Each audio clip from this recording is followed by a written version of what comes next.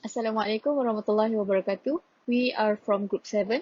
In this video, we are going to present about intoxicants in food and medicine in Islamic perspective. I am going to present our group members, starting with me, Nur Khalida binti Muhammad Khairi, Nurjeha binti Ikwan Wong Abdullah, Shazana Akila binti Ibrahim, and Kisina Alia Faizi. Basically, everything we eat is permissible as of an intoxicant and unsalted animal. Based on Surah Al-Ma'idah verse 5, Allah has stated that we can consume food that is made lawful for us and good for us, but not the one that is prohibited and give harms to our body. So what is khamar or intoxicant? In literature, khamar means drinks that can cause intoxication. Umar al-Khattab said that khamar originates from 5 things, which is honey, grape, dates, wheat, and barley. In context, the term khamar can be applied to substances that intoxicate one's mind and produce the feelings of ecstasy when it is consumed. Khamar returns to the ability of the substances to intoxicate one's mind.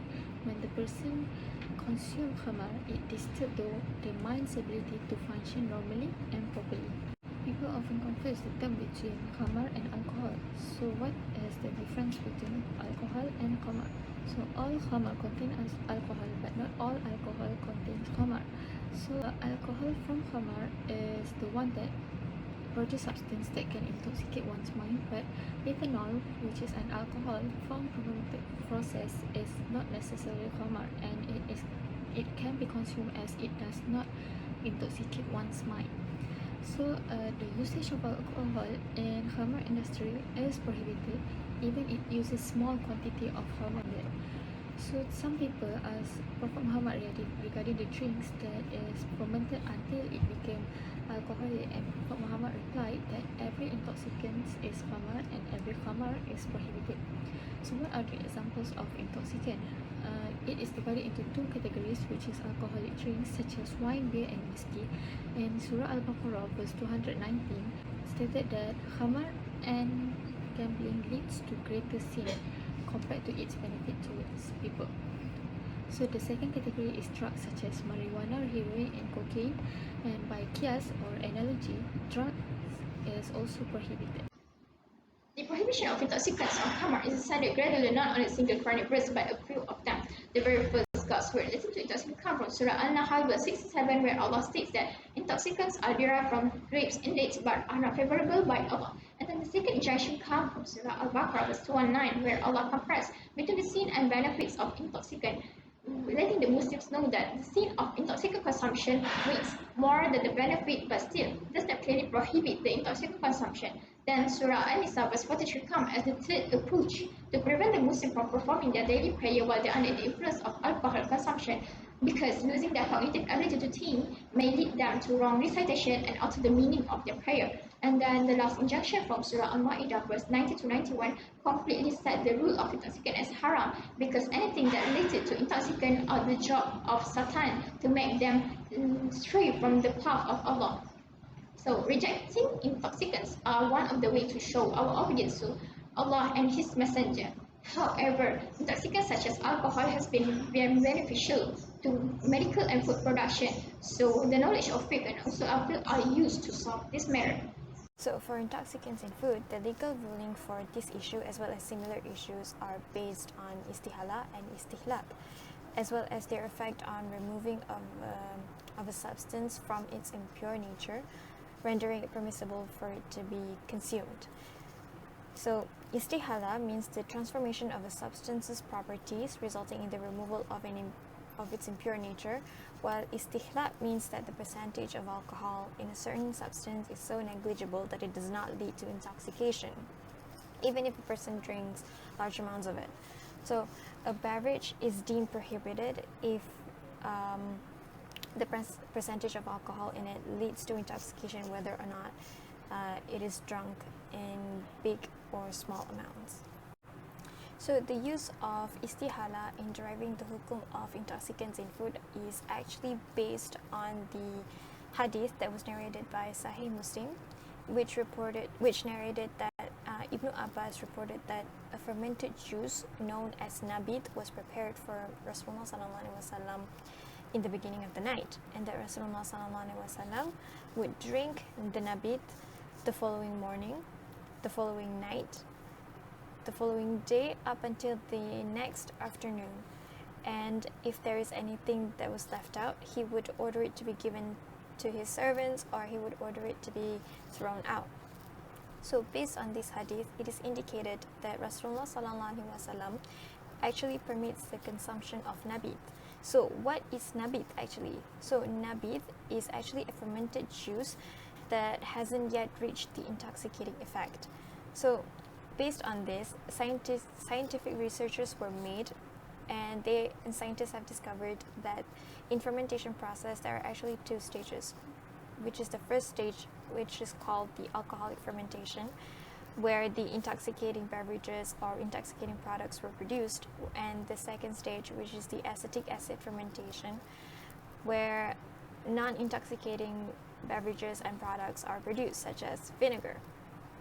So in Islamic law perspective, the consumption of the second stage fermentation products, such as vinegar, acetic acid, they're actually allowed to be consumed as it has no intoxication effect. In Islamic law, the first stage of fermentation, that is the alcoholic fermentation, is known as the khamul, while the second stage of fermentation, which is a conversion of alcohol, or more specifically ethanol, to vinegar or acetic acid, is known as the khalul. Secondly, using the basis of istihla, food is deemed prohibited for consumption if the levels or percentage of alcohols or intoxicants could lead to intoxication, whether or not it is drunk in little amounts. One of the critical parts in issuing halal certificates is the level of permissible content of alcohol in food products, and these levels of alcohol permitted may vary among countries. The guideline is set, which is the permissible amount of alcohol that can be consumed, is 1% in Malaysia, and it was established based on a fatwa of Islamic scholars and the research conducted on the fermentation process of different substrates ranging from cereals, fruits, and palm sugars. Besides that, Islam also permits the utilization of naturally formed ethanol in the dietary product, as it is formed naturally, unavoidable, and it happened in almost every material that contains organic compound. Consequently, food and drinks that contain naturally formed ethanol, such as fruits, grains, and grain extracts, or ethanol formed from byproduct of preparation, are halal and permitted for consumption as long as the percentage of the accumulated ethanol does not exceed the threshold that could lead to human intoxication. Contrastly, the consumption of alcohol formed through fermentation is highly prohibited.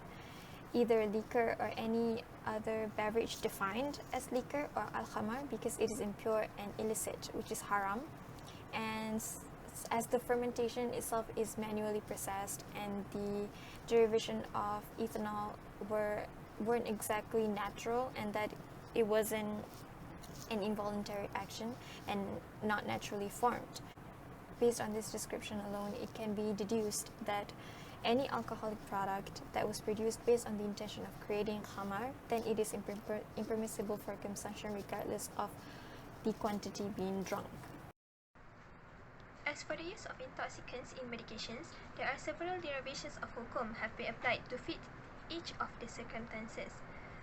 The first ruling on the usage of intoxicants in medications is when it is prohibited, which is haram. According to Sheikh Yusuf Al-Qaradawi, Islam prohibits the consumption of alcohol in medicine as it might lead to addiction, and its potential as a treatment is uncertain. As mentioned by Khalidah before, ulama consider intoxicating drinks such as khamar as najis, and the prohibition of consuming intoxicants has been stated in Surah Al-Ma'idah verse 90. In addition, as narrated by Ibnu Umar radhiyallahu anhu, that Prophet Muhammad SAW said that all that intoxicates is khamar, and all khamar is prohibited. Therefore, when the medicines contain khamar, it may lead to intoxication, and it is prohibited. In the hadith by Anas radhiyallahu anhu, in which Prophet Muhammad SAW explained that Allah SWT did not create treatment from prohibited substances. That further explained by Sheikh Al-Mubarak Furi is that the hadith forbids us from using the prohibited substances for medication when there are other permissible or halal options for treatment.